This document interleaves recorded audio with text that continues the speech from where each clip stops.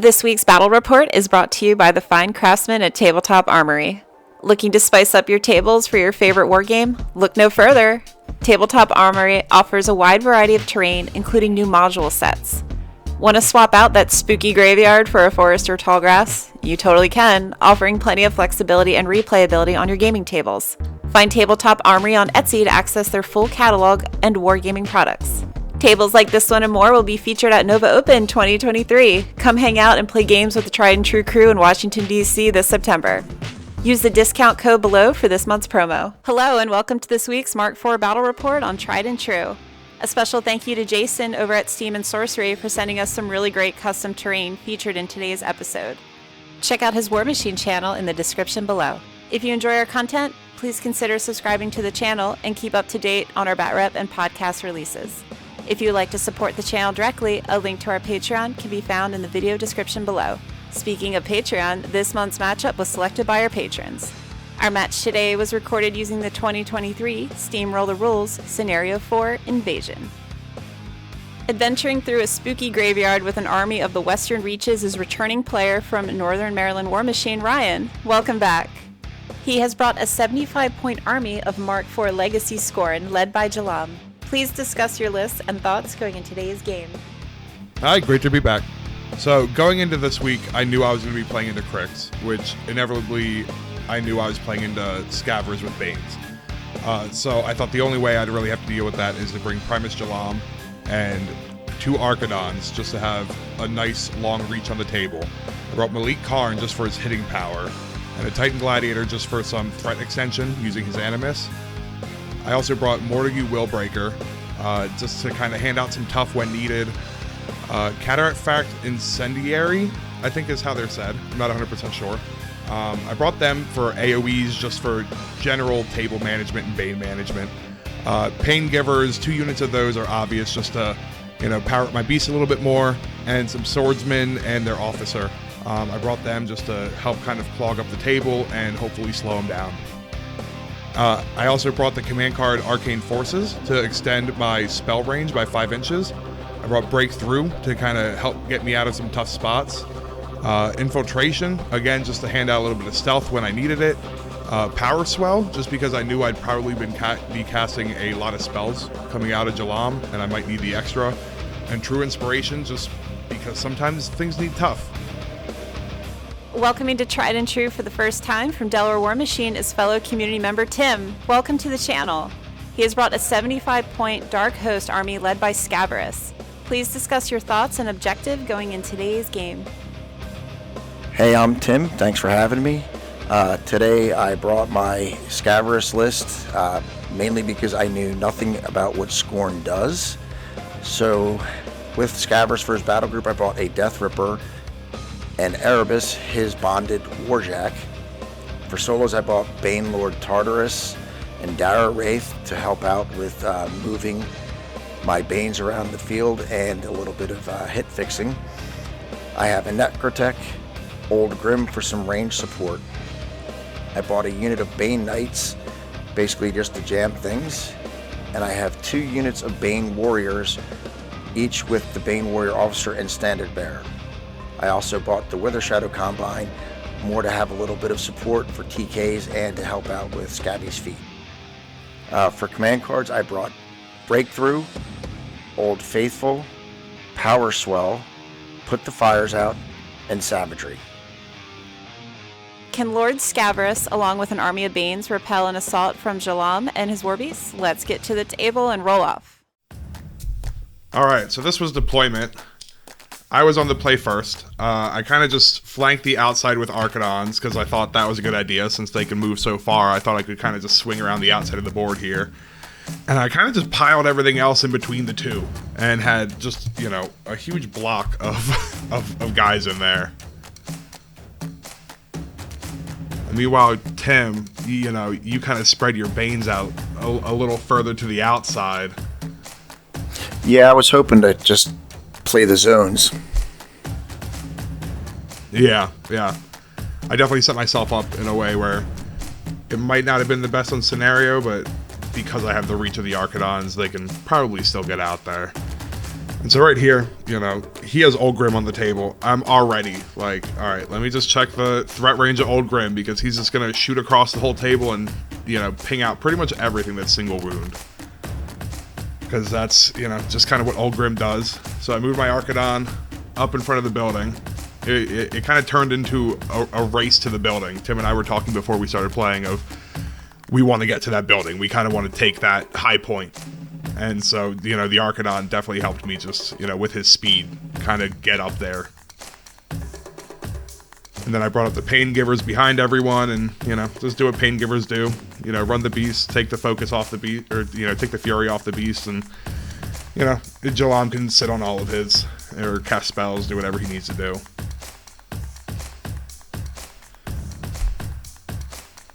And so as you can see, I kind of went with my initial strategy of, I'm going to keep the Archidons out wide and try and keep them flanked on the outside and just file everything up behind them. And then here comes more Pain Givers, just, doing what Pain Givers do. Taking more fury off.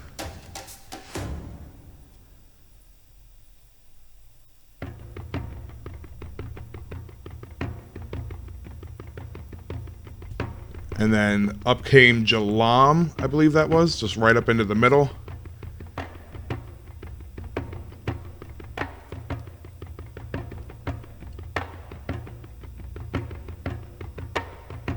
I think I was just asking for like some, threat ranges and just regular defense armor things on different models.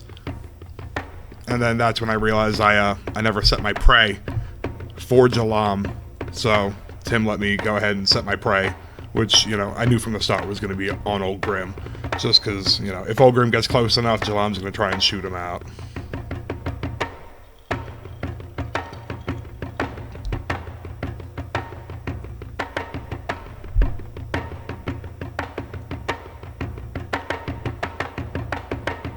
And then those are the incendiary, or what, however that unit is said.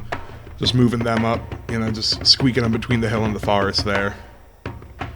Just trying to, beat them into that round zone at the bottom of the screen. And then I just kind of piled all my Praetorians up in the front, just trying to get them up the board as much as I could. Just to kind of, beat him to the center. And they're just so prickly and stabby, and all the little flags fall off all the time. At some point in the game, you'll see me just completely take that flag off because it's fallen off like 5 times. Okay, so on my turn 1, my initial plan was kind of already gone because I realized Ryan was going to beat me to the building. So I was just trying to figure out where I was going to go next. I moved my Daragwraith up and then cast Death Ride to give a little bit of extra speed to all the undead units around him, which covered 2 units of Banes and Old Grim. I had forgotten, and I think Ryan I forgot to apparate Old Grim in my control phase, so Ryan let me do that, which got him a little extra distance. Every inch counts, It did. And then I ran Old Grim, since he wasn't going to get the building, I ran him over to some cover over in that zone and left him over there for pretty much most of the game.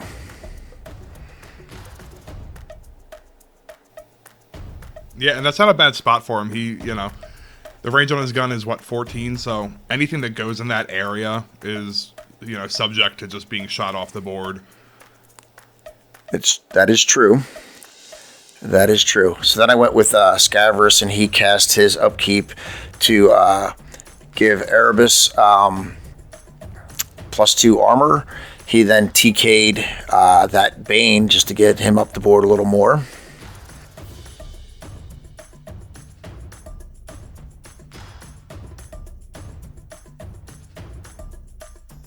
And then basically he's just going to move up to that wall in Camp 3. So the first unit of Banes, my Bane Knights, I just gave them a push forward movement, and they went up into that first zone to start contesting that.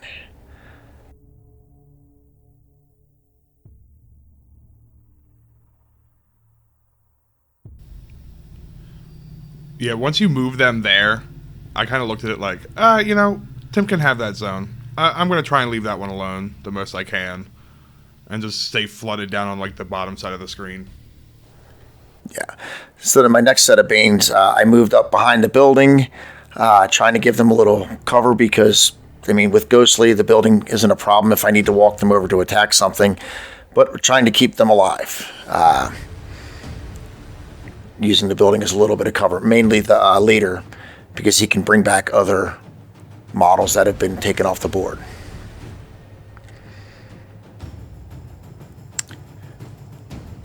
My Necrotech moved up and he empowered Erebus, just mainly for something to do. And then I was checking the threat range on it because I just wanted to make sure he gets up into that zone to start contesting it and be slightly out of their threat range.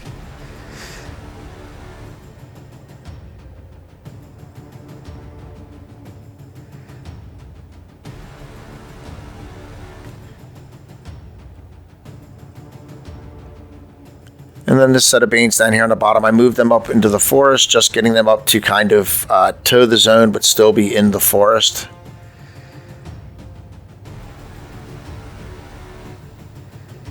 It's so nice that those trees just pick up like that. That's such a nice piece of terrain. It is, and it was nice to be able to get them out of the way. Mm-hmm. And be able to turn them. Yeah. Yeah, I'm not sure what has more spiky bits on it, your Banes or those trees. True story. Then I just ran Lord Tartarus up.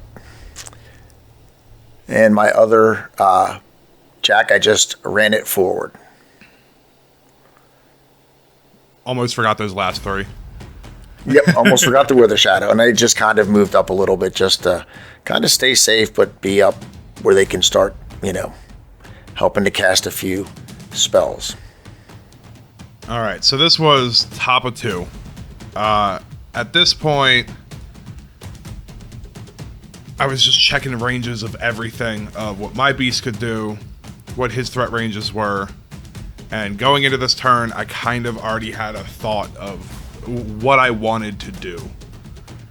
So a lot of this early part of the turn is asking just a ton of questions and, just kind of assessing what I'm looking at on the table. I played into Crix, a good bit now. Not as much as I'd have liked to, but luckily, every time I've played into Crix, it's been Scaverous and Banes. So at least you brought me a Crix army, I've seen, models I'm used to seeing.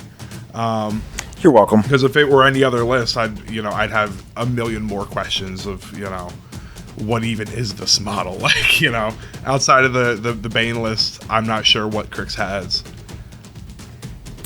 Mostly just Jacks. Is it? Okay.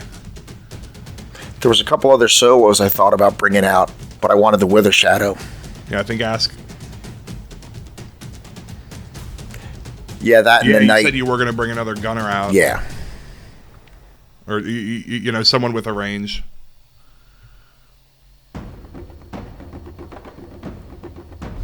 Okay, so I'm pretty sure at this point is when I started getting the idea of, of what I'm going to be going for here.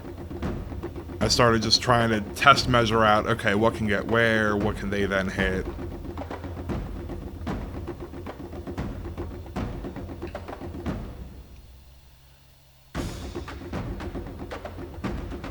And so it was also during this turn I kind of realized I screwed myself up a little bit here because of how I clogged everyone in the middle. I had to start getting some of my own stuff out of its own way just to try and make, the other stuff happen. And I believe I also see you start measuring back to my caster. Yeah. So, I took a look at Jalaam's list. This is actually my first time playing Jalaam, is on this battle report. I talked to my friend Dave, and he has way more experience playing with Scorn than I do. So I was like, hey, what seems to be like the go-to caster? Because, back when Scorn was the first army that had rules for Mark IV, before they gave my Dwarves rules, I played, Makita a few times and Zadesh a few times, and, just never got to touch Jalaam. And so I took a look at his spell list and was like, oh, well, Warpath's on here. So if I can start killing stuff, then, my beasts get another 3 inches closer. So I'm like, this is, I might be able to reach Scaverous in the back with that 3-inch Warpath move. And, just a lot of stuff happening. A lot of things need to kind of align to make it happen here. So I brought Jalaam up. I popped his feet. This turn, I believe I cast Deadeye on the Cataphracts there. I cast Warpath. And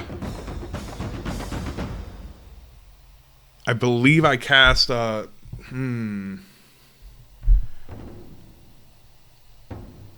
maybe I let him camp some.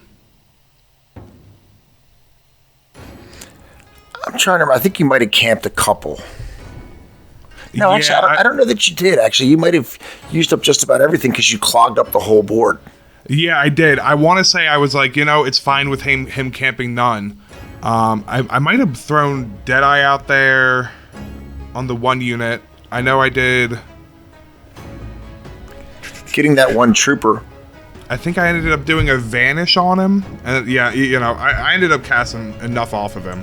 Getting that trooper in. None. Oh, yeah, getting that trooper in there in the middle of the Banes was a big, big thing. Yeah, I figured the Praetorians could, they had just enough movement to get there and just clog those Banes up. And, Praetorians charging with a combo strike really, it's not bad. Power 13s on Banes really isn't terrible. And I swear your tough rolls were the only thing that kept me going. So I killed one Bane, so I was able to take my Warpath movement on that Archidon at the top end. And measuring the 3 inches from where he was, it put me exactly just on the edge of that building there. And then the Praetorians end up just, taking the rest of their attacks. Now, I didn't think about it. In retrospect, I still had more Warpath movements I could have been making as I was killing Banes. I could have brought the other Archidon 3 inches closer. I could have brought my Titan up another 3 inches. I could have brought Malik Karn another 3 inches. I just, I wasn't thinking about that at the time. I was just very, one-track mind focused on getting this Archidon to Scaverous. Yeah, plus that tough roll right there. I just lost my Bane Warrior Officer, which means that I have no way to bring back Banes. Yeah. Luckily, because, like I said before, because I've played Banes enough, I know that that's the one to go for. Don't waste your time on the other ones right away. Go right for the Officer, because he's like the biggest threat. Because, yeah, I'll go ahead and kill 4 Banes, but if he's still there, well, he's bringing all 4 of them back. So, I just took a whole turn, killed 4 Banes for nothing. So I knew just get him out of the way first. So then I brought up the Pain Givers here. Probably a little prematurely, just to enrage the Archidon. And, I say prematurely because that's really all they did. If they could have done stuff to other models, I just, like I said, I was tunnel visioned on that Archidon getting to Scaverous. It worked. And so, yep, I had enough movement. I got up to Scaverous, and it was a charge attack, and if I remember correctly, the initial attack, that charge, I missed. I think I rolled Snake Eyes on that attack. And so then I, just paid to buy attacks on, I forget that model's name, the Daragwraith. Yeah, yep. I paid for some attacks on him.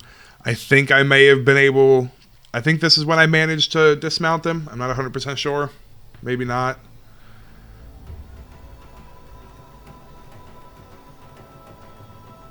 Yeah, and this is when I'm buying one more. And I managed to get the dismount, yep. And so, I successfully got to Scaverous.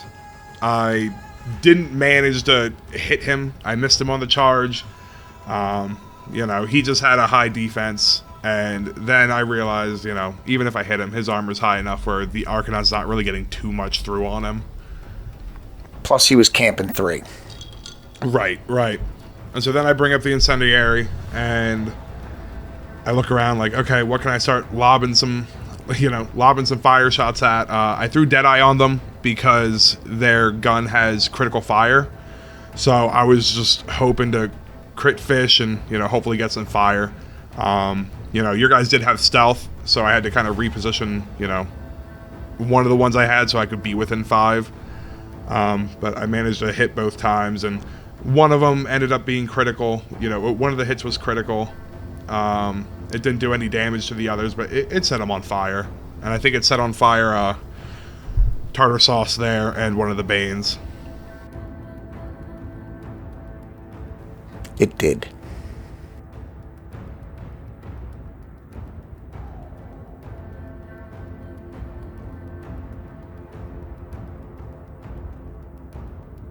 Then managed to take out one more Bane with that shot.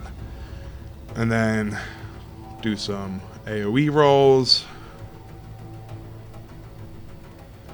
And I did get one with an AoE roll. And now I'm checking out this other Archidon, seeing, what looks feasible.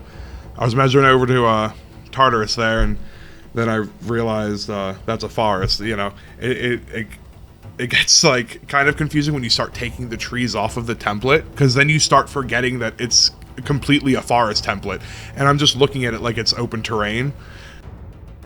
Yeah, it can be a little confusing, but it sure looks nice.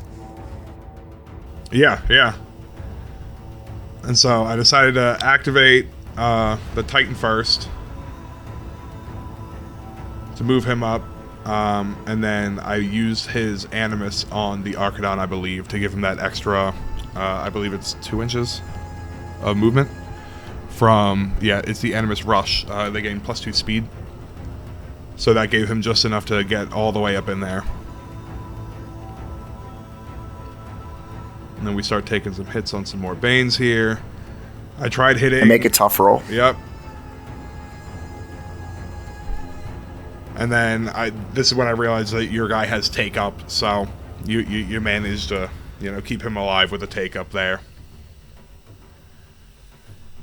And then I actually had to come around to the other side of the table because I couldn't reach all the way around. Because I did cast his the Archidon's Animus on himself, which is Lightning Strike. So I got to make a full advance after killing an enemy model.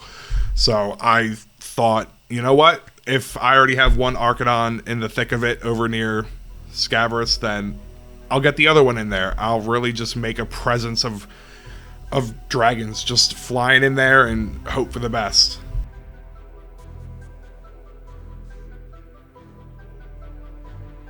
This Scaverous was a little worried. Yeah, I think everything I did on this turn so far, I think I looked at and was like, I successfully clogged up the middle of the table. So I was like, let me just move the other guys kind of around. I brought, that's a Willbreaker, took him up to the top just to hold, scenario, and then moved up Mully Karn and past turn. Yeah, so now I've got to do a lot of thinking.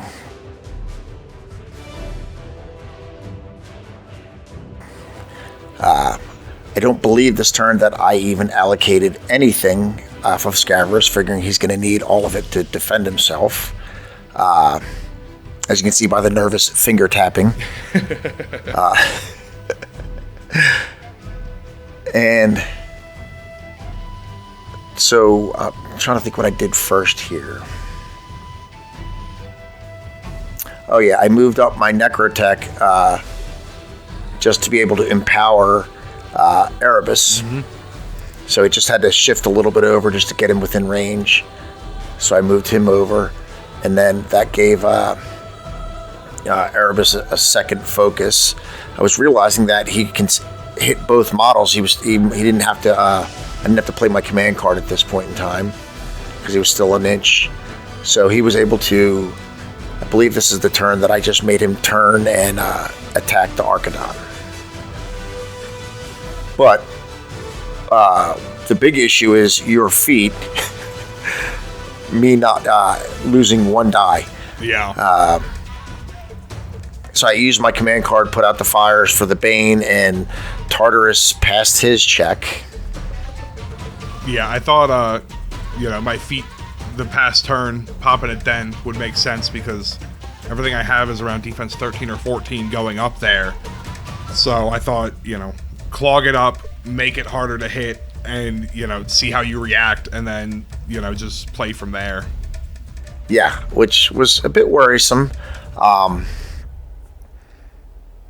So my play going into this, if I do this right here, I believe, is to at least, if Erebus can hit your Archidon with each of his fists, then you were stationary for a turn. Oh, is that like his chain attack or something? Yeah, if you don't have immunity cold, if he hits you with both of his initials, then you're stationary. So that's what I was going to try to do. Oh, that's very good. So, I boost to get 2 dice. Oh, I boost to get 2 dice. So he hits with the first one, and does some damage, and then I boost the second one, and typically swing and miss.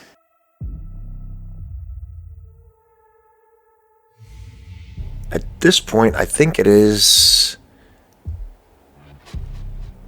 Not sure if it's here, because the big issue is the feet turn, not having to roll 6s to hit anything, and also worried about that lower zone as you look at the screen where your Titan is, knowing I have to contest that just to keep you from going up in points. So I use the Bane leader, his once per game, where he can bring back D3 plus 1 Banes. And I bring back enough Banes to clog the zone. Back pretty much all 4 of the ones I killed. 4. Yes. So it was slightly new life, although as I look now and I realize later in the game, I never placed that last one. That's just one error. Not that it would have mattered, because they're just stationary right there, right now. And I'm just trying to think what else I did at this point, because I was contesting there, so there's no score. I think I'm just going over, looking at scoring and seeing what I can do for a turn. Yeah, and if I remember, I think you were gonna, you were like, I'll just leave him here and just stay contesting, and then you thought about it a little bit more. Yeah. Oh, and then I did move him up just to try to get him so I don't get shot again. So at least I'm close enough to touch something. Yeah, I will say those cataphracts that you came up to engage with, in melee, they're not much. Their main value is in their little ranged fire cannons. And I think this is where Erica reminded me that I had to move all of them, even though the rule says that they're supposed to be stationary. We're talking about where I could move them, because they don't have an action when they come back into play. So... Yeah, I believe when they come in, they can't be the movement leader, and they don't get combat. Yeah. But they still kind of get dragged along with whoever else is going. Yes.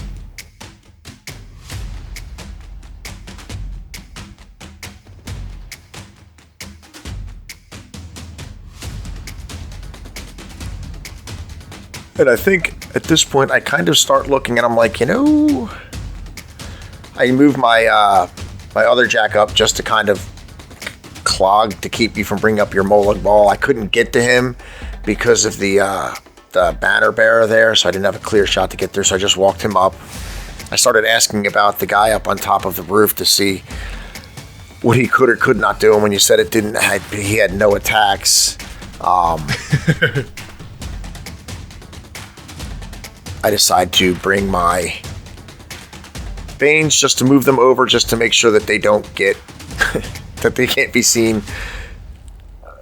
We had a rules question there, and I'm trying to think. I think I had to move him back down because the way the scenario plays, the placement. Yeah, one couldn't be at the top if there were other ones on the ground. Even though it's 2 inches to move up, it's still not considered base to base. So the 2-inch rule for movement. So I just left them down on the ground.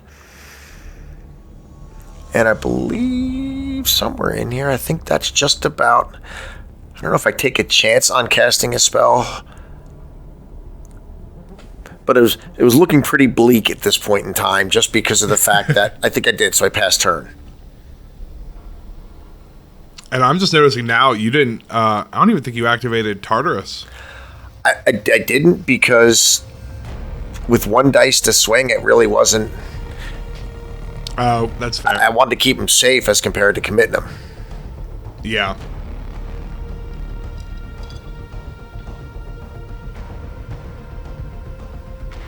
And now I was just trying to sort out my absolute mob scene of little Praetorians that were stuck up in there.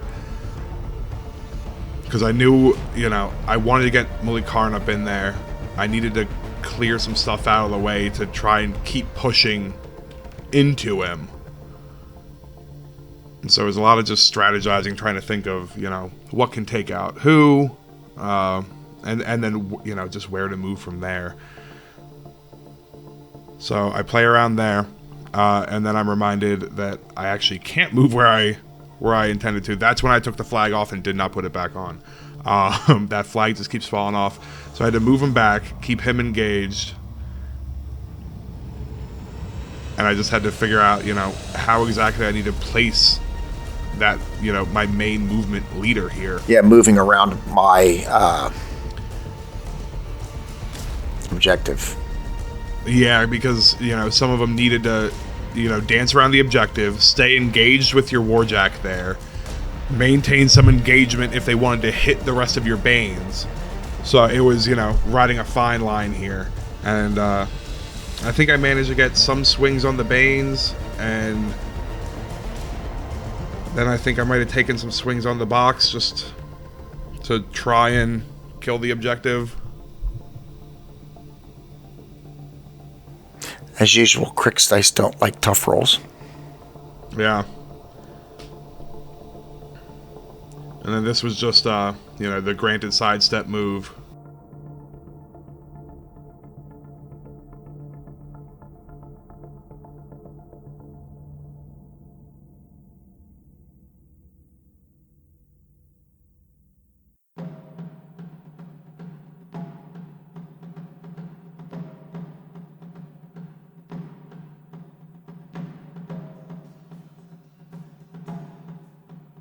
And this is where you just start beating up my objective, trying to take it out. So I'm just getting dice. Trying.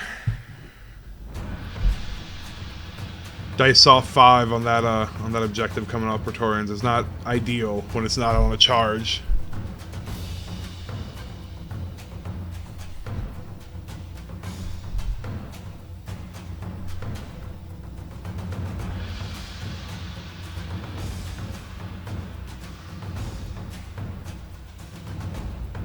And then I realized, I can clear these Banes at the bottom of the board out here and at least try and hold this scenario zone at the bottom and score something to get on the board. Because at that top zone, I have Mortigu Willbreaker at least contesting it, but he's not meant to live long. Yeah. So I charge in with a Titan, try and take hits. I make a tough roll, losing to the next attack. Yep. Yeah, Titan Gladiator, having the 3 initials and then a Fury stat of 4, he can really just keep pummeling. And then, being able to load him up how I can and just keep taking attacks. And there was one that helped me because you rolled double 1s, so you had to use another attack. I did. And it took 2 attacks, 2 additional attacks to take that guy out. And then, but then being able to have the Pain Givers come up behind him and each take 1 off of him, leaving him only with 1 Fury, it's value. Yeah. And then I just needed to shift these cataphracts around to try and clear the zone the best I could and engage what I can where. And so since they were given a dual attack, I figured I'll try and go for a kill and clear out 1 and then try and take shots. But that comes actually after I forgot that I decided to go for Jalaam first to deal with your... Is it a Shredder? I forget what that small jack's name is. This is where you took the shot at Tartarus, but missed. Or you didn't do any damage to him. No, I was coming at the Warjack. Oh, is it? Okay. I thought... Yeah, I shot the Warjack, then I cast Vanish for 1, which lets me move 3 inches, and then I started just trying to straight up hit it to get it killed. And if I remember right, my rolls on this were just not great. And I think I was only dice off 2. I think, your Jack there is armor 14. I believe so, yeah. And, I just couldn't get enough damage through. Because, if all went well, I was planning on being able to kill that, cast Lightning Strike on myself, and get myself out of the way. But, because I couldn't kill it, then I just kind of clogged myself even further by having Jalaam up in the mix.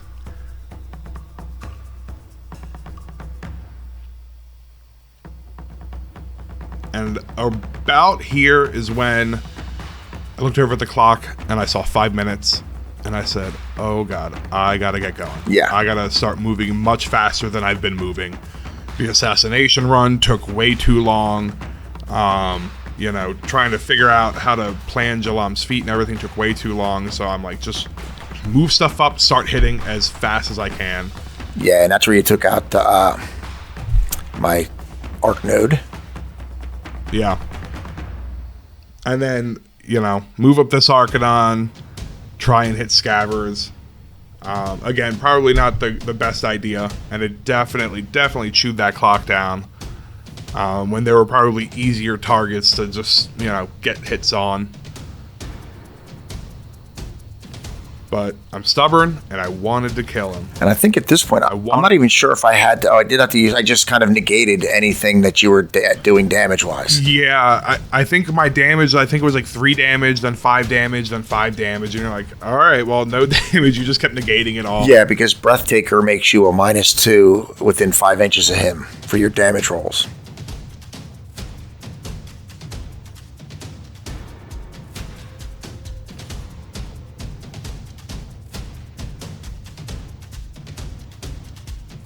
And this is where I lose some more beans. Yep. This is when I finally activated that unit, because I looked at the clock and said, I got to clear this, clear this zone out. And I make it tough. So, which, and then I shoot with the other one, I believe. Because he was already knocked down, yeah. Yeah. But at this point, you just turn clock over because you were getting close. So at this point, I'm just looking to see what I need to do, and I just left Scaverous full of focus. I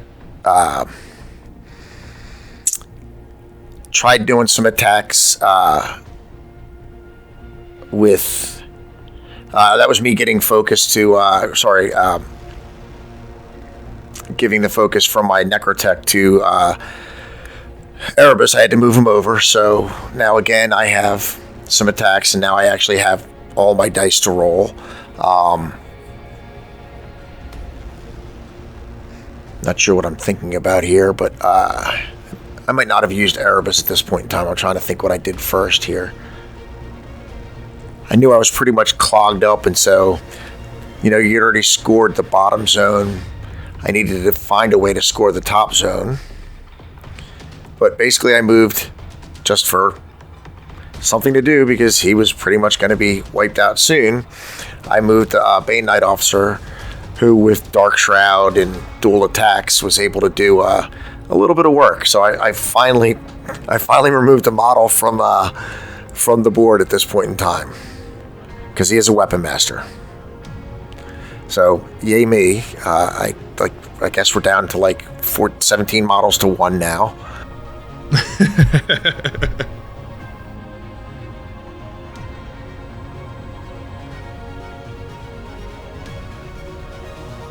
And we start talking. I think start talking now about different things, how things can go, and different command cards or just scoring zones. I think still again here. I don't know why I hadn't rolled a second attack yet, because I just a little slow in the uptake.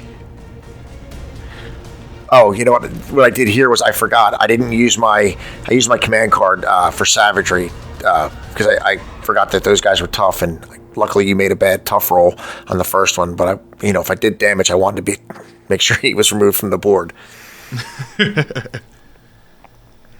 So my second attack hit And they didn't have a tough roll, so... And I go to roll a tough, but no... So, hey, now it's 19 to 2.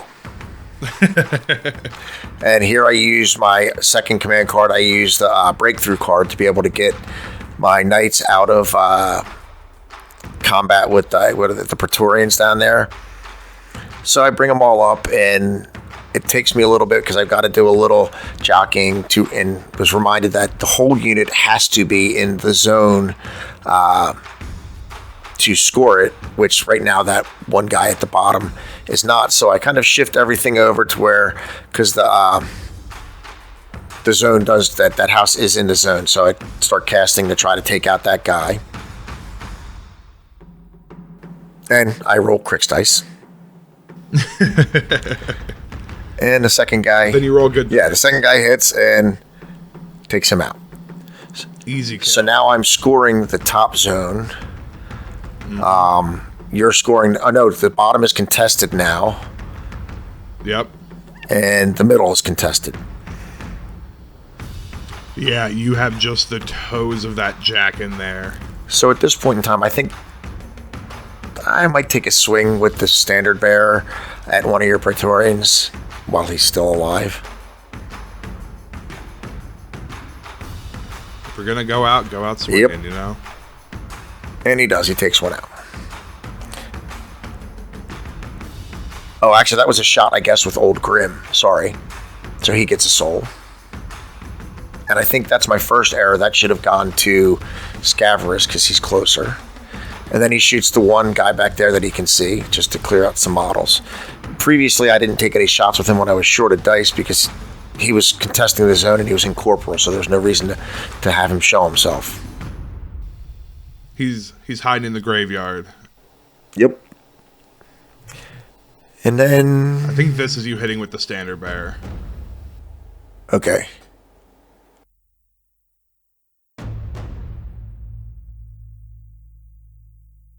Oh, no, that's me hitting with Erebus, and I did it again. Yep. Crix dice.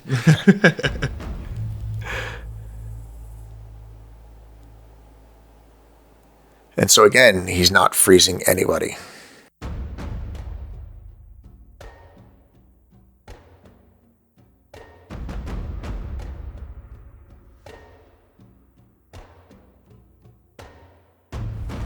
And I think, I'm not sure if this is where we have that Archidon down to 1. I believe it is. Yeah, okay, yeah, you're showing me. You managed to get enough damage to have 1 left. So I try casting a spell into, maybe not there. I guess maybe now is when I swing with the standard bearer.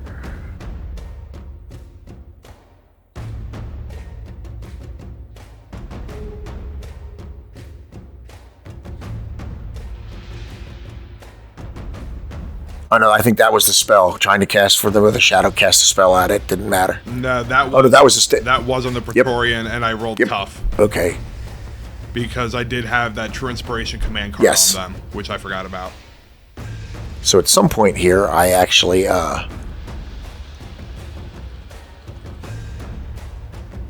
maybe I haven't used arrows. No, I've used arrows because I took everything. I think at this point I realize I'm going to use the Wither Shadow Combine and try to cast a spell, even though the +4 going into combat.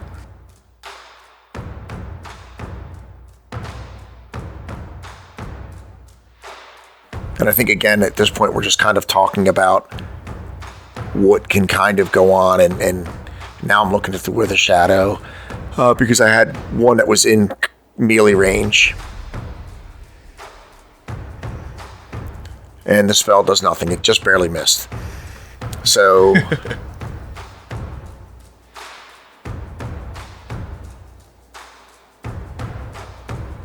And then I think this was me being like, you can hit me at me. Right. My Archidon's low armor. I think you can do it, man. I will say, you know, all around, it was a very friendly game. We both were, you know, very much able to like help each other out a little bit. Yeah, I mean, this is about my 4th or 5th Mark IV game, and I've been playing for a year.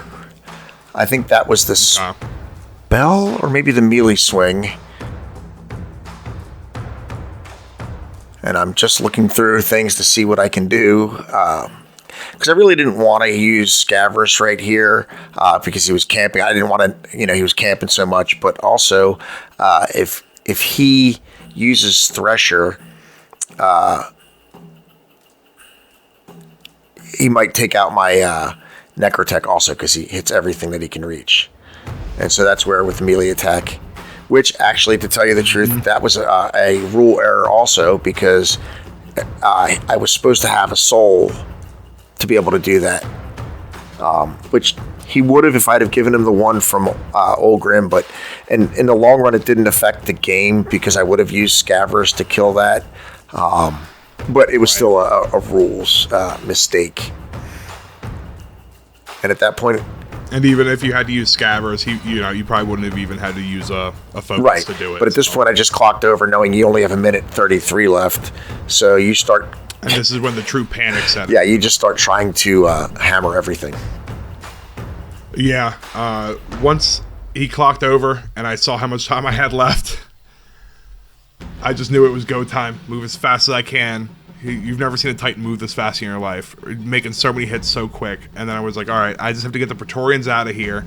Let's see if I can blow up this objective and try and get one scenario point here, because I know I'm already holding the bottom now. If I can blow up this zone quickly, then I can get up another one. And, they just weren't able to do it. I think I got the box down to, 3 left. And then... like a dummy, I charge it with Malik Karn and try and hit his Warjack, trying to clear the Jack out of the zone with 10 seconds left, when I should have just taken one hit on the box, clocked it over, gone up 2 scenario points, and then I could have gotten, maybe 15 seconds left on the clock, which could have at least saved me one more turn, but... Yeah, and then we were just, right here, we're discussing a rule about whether I would cost you any... damage being within Breathtaker, and it wasn't. So we went back on clock, you moved, and you clocked over with 3 seconds, and we basically talked about it and said that's pretty much game. Yeah, at that point, all I could do, I'm like, okay, well, Scenario Brain says get something in that zone that you're at up top to contest it. Well, Ryan, thank you so much for coming back to AU and throwing down on our tables again and supplying the Scorn army that the patrons wanted. So here we are, a Mark IV Scorn. Tim, welcome to the channel. I know you've only been playing for I think a little less than 2 years. 1 year. So thank you for providing the cricks today. Anyway, do you guys just both mind talking about your game? Again, thanks for having me. It was a big learning experience. I don't play a ton on clock, so this was a little nerve-wracking. And when Ryan came up and shoved his army in my face, it basically changed my whole philosophy on what I thought I was going to do, which then made it harder for me to remember the rules, which I was just trying to not have rule errors in this. Yeah, and nothing's worse than trying to, remember rules, especially coming into the new edition Mark IV, trying to remember that while also being on a clock. At that point, your mind is just doing backflips, trying to keep up. It just makes it that much harder.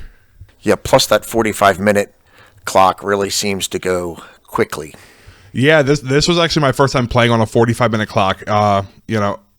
Even when I've done 75 points previously, I thought it was always an hour clock. So, when she said, 45 minutes on the clock, I was like, that's not enough. I'm nowhere near ready for only 45 minutes. And as you can tell, I clocked myself, so I was not ready for 45 minutes.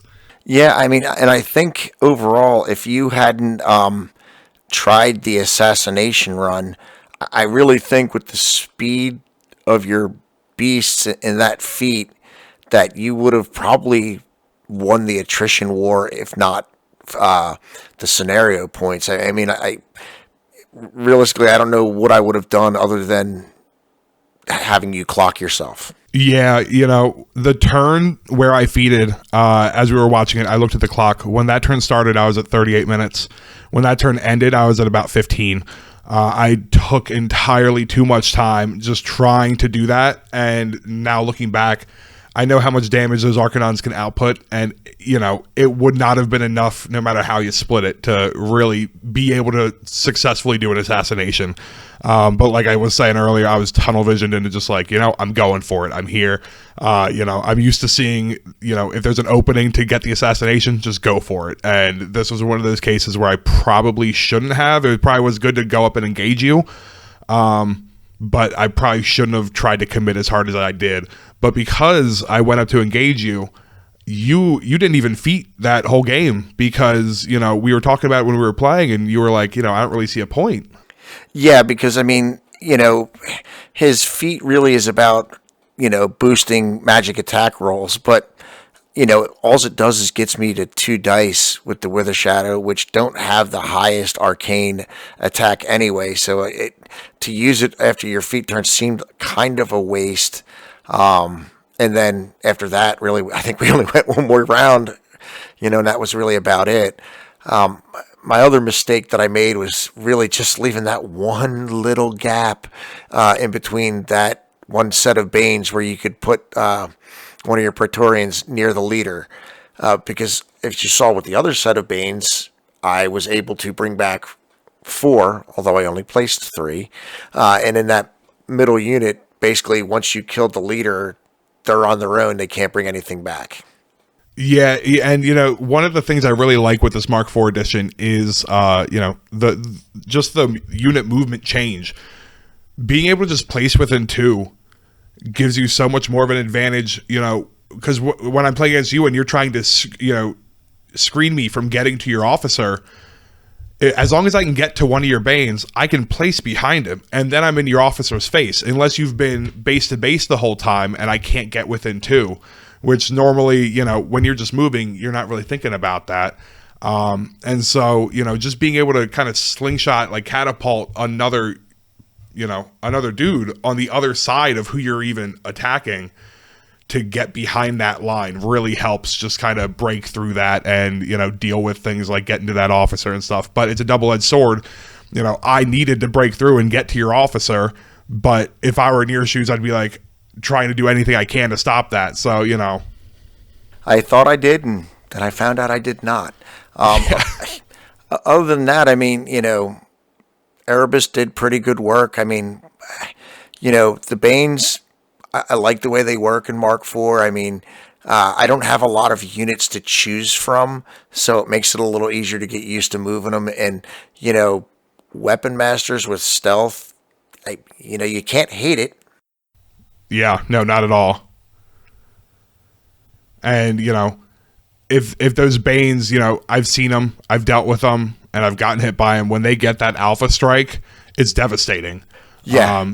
That's why, you know, using Jalaam and knowing what his feat was going into it, again, I've never played it before, but going into it, I knew I don't need to worry as much about, you know, kind of holding back and playing that, oh, well, what's your threat range game, you know, because I don't particularly like doing that. I don't like just sitting back and saying, well, what's your threat range, you know, oh, 12 inch, well, I'm going to say 12 and a half inches. Like, I'm just not a player who likes to do that. So I kind of really like Jalaam's feat because it let me go and kind of be as aggressive as I wanted, and then pop feet and be like, okay, well, I'm in your face and now you're not really going to be able to hit me. So I just kind of got there and bought myself a turn and successfully clogged you up. So, you know, for my first time playing Jalaam, that was wicked strong. Very, very strong. Well, since I haven't told any jokes this game, I'm just going to throw this out there because I got Erica over here giving me the stop talking look. She gave me that wrap it up symbol. Yep. Thank you very much for playing that. And, you know, we'll do another King of Coin battle some other time. Oh, yeah. I'd love to. I'm always down for another match. Thank you for watching. If you would like to check out some additional content, including the original video and audio of our battle reports to support the channel, please click our Patreon link in the video description below. If there are any factions, warcasters, or warlocks you would like to see on the channel, please let us know in the comments.